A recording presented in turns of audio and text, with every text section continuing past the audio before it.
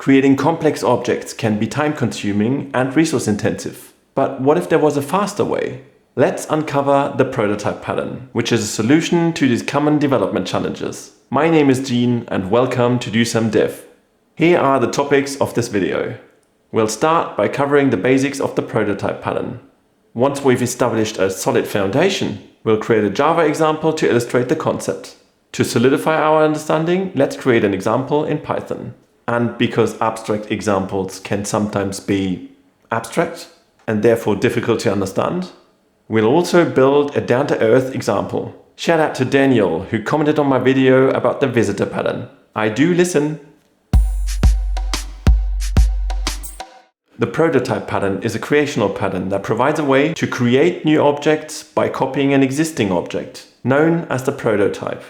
This pattern is especially useful when creating complex objects that are expensive to construct or require a lot of initialization. In the prototype pattern, the prototype object implements a clone method that creates a deep copy of itself. This means that all objects in the prototype's object graph are also copied, ensuring that the new object is completely independent. To use the prototype pattern, you first create a prototype object. Then, when you need to create a new object, you simply clone the prototype. This can be significantly faster than creating the object from scratch, especially for complex objects. The prototype pattern is often used in conjunction with a factory pattern to provide a flexible way to create objects of different types. The factory can store prototypes of different objects and then create new objects by cloning the appropriate prototype. So here are the advantages of using the prototype pattern. For starters, reduced object creation time. Creating new objects using the prototype pattern can be significantly faster than creating them from scratch, especially for complex objects. The next point is simplified object creation process. The prototype pattern can simplify the object creation process by providing a template for new objects. There's also the point of flexibility. The prototype pattern can be used to create objects with different configuration or customizations.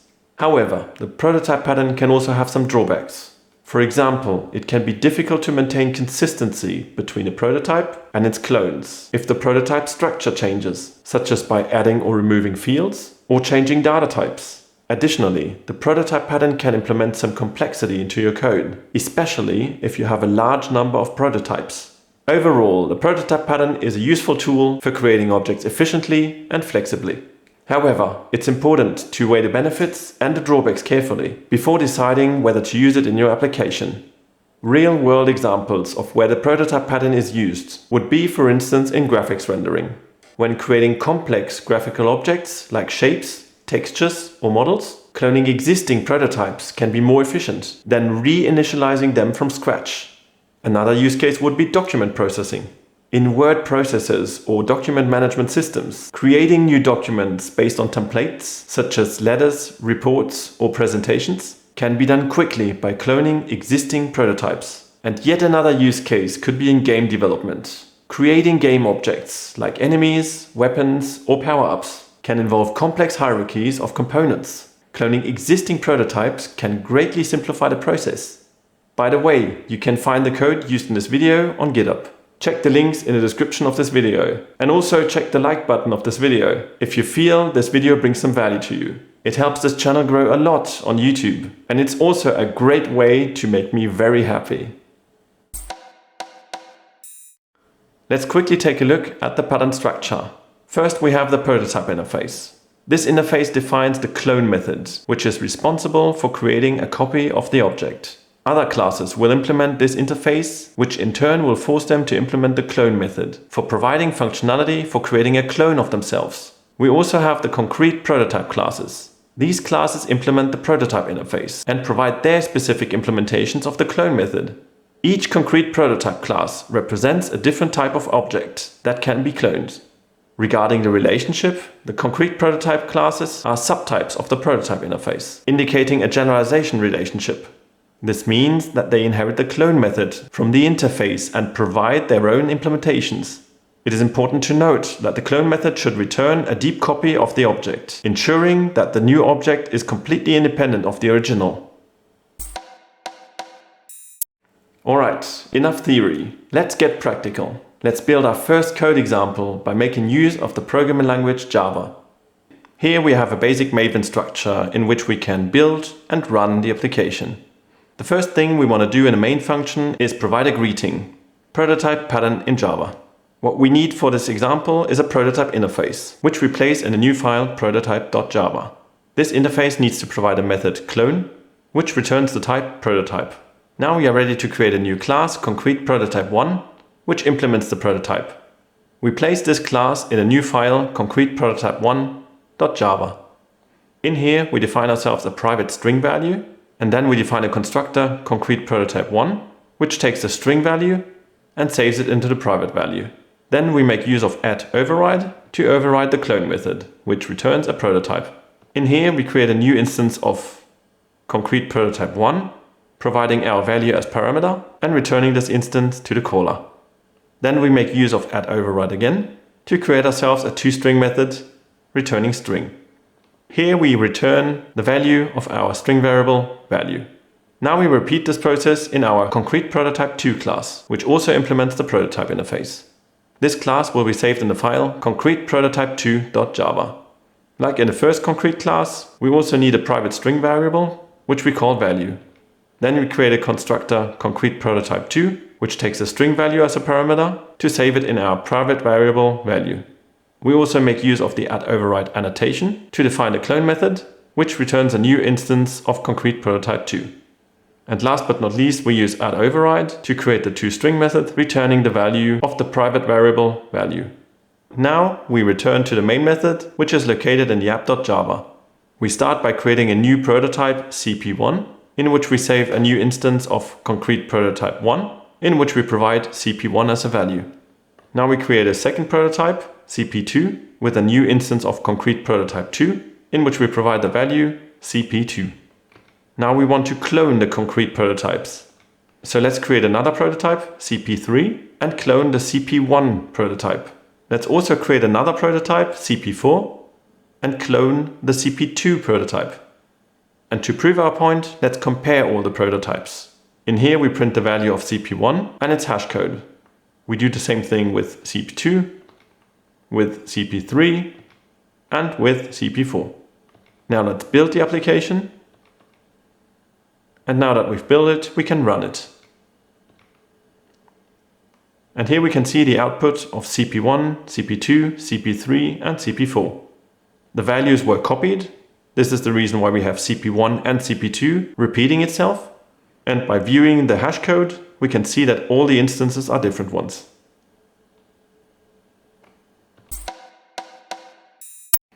Alright, let's create another example in a programming language Python. We have prepared the main.py file and the run methods for running the application. The first thing we want to do is create a main method. And in here the first thing we want to do is create a greeting, prototype pattern in Python. What we also need to do is tell Python to run the main method. Now we are ready to create the prototype. For this we create a new file, prototype.py. In here we import the ABC class and the abstract method, using from ABC, import ABC, abstract method. Now we are ready to create the class prototype, implementing ABC. Here we make use of add abstract method and define ourselves a clone method. And as this is just a template, we make use of pass. Now we create ourselves a concrete_prototype1.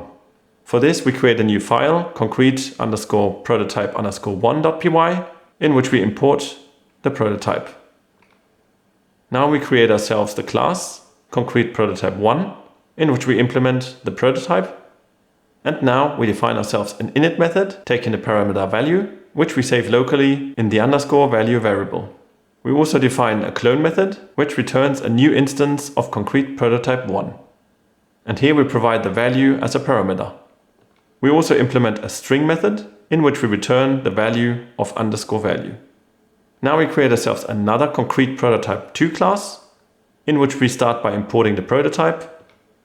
Then we create a new concrete_prototype2 class, which implements the prototype.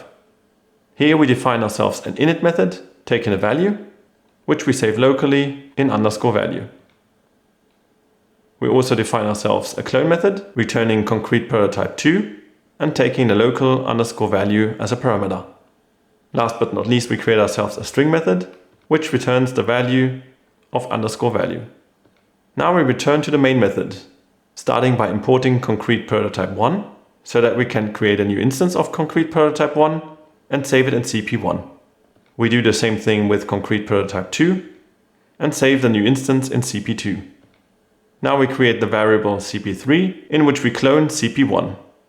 We also create a variable CP4 in which we save a clone of CP2. Now we prove our point by comparing all the concrete prototypes. We print the value of CP1 and create a hash code of CP1. We repeat the process for CP2, CP3 and CP4. And that's it, we're ready to run the application. So let's use run to get the results. And here we see the output for CP1, CP2, CP3 and CP4, having the values CP1 and CP2 repeating itself. By taking a look at the hash code, we can see that we have 4 different instances.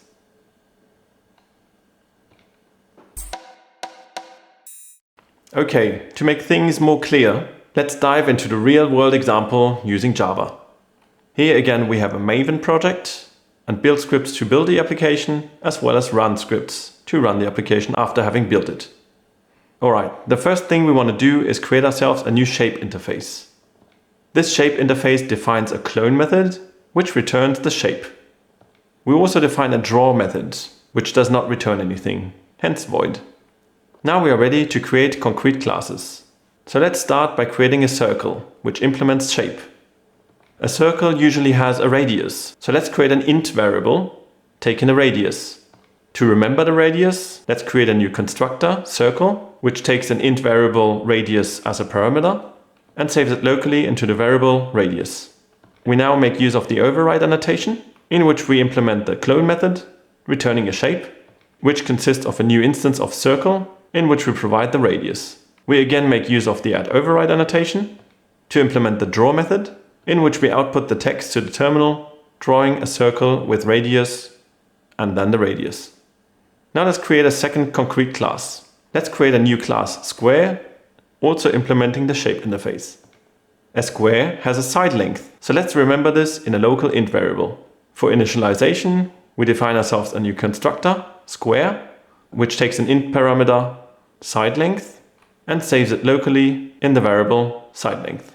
Now let's make use of the add override annotation so that we can implement the clone method, which returns a shape. And in here we return a new instance of square and we provide the side length. Now we make use of the add override annotation again to implement the draw method so that we can output a text drawing of a square with the side length that we have saved locally. Let's also create a third concrete class. Let's create a rectangle implementing shape.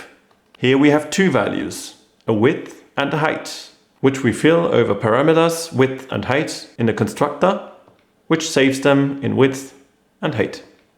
We use add override to create a clone method returning shape, and here we return a new instance of rectangle, providing width and height. We again make use of add override to implement the draw method, so that we can output the text drawing of a rectangle with the width of the local width and the height of the local height. Now let's put it all together in a factory class. Let's create ourselves a shape factory. Here we can use a map of a key string and a value shape to save all our shapes in a variable prototypes, which has the type hashmap and which is also static. Within the static context, we insert a new instance of a circle with a radius 40, identified by circle. Then we input a new square with a side length of 120, which is identified by square. And we also insert a rectangle with a width of 210 and a height of 140, identified by rectangle. Now we create a static method, createShape, which returns a shape based on the string that we provide. We use this string to get our shape in a variable prototype, and right after that we check if it's null, which would mean that the provided string did not lead to a shape. And in this case we throw a new illegal argument exception to output the message unknown shape type. But if it has been found, we return a new instance using clone. Alright, now let's make use of it in the main method.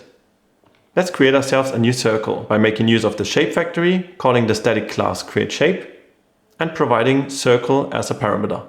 Now let's draw the circle, which will output the appropriate text to the terminal. Let's also create ourselves a new square and call the draw method. And let's also create a rectangle and also create the draw method. Now we are ready to build and run the application. And here we can see the 3 lines of text for drawing our circle, our square, and our rectangle. Alright, we have explored the prototype pattern in both Java and Python. And we've also added a real-world example in order to get a better understanding into what we can do when making use of the prototype pattern. What are your experiences with this pattern? Is this totally new material or have you already worked with it? What's your biggest takeaway from the content of this video? Share your thoughts below in the comment section. Let me know what you think about the prototype pattern. Do you have any suggestions? Or do you have a wish for a certain topic that you'd like to have covered in a future video? Let me know about it. Just write it in the comment section of this video. And while doing so, don't forget the like button and subscribe to this channel. This is the best way to get notified about future videos just like this one. Alright, we're through with the prototype pattern. Thank you very much for watching and see you in the next video.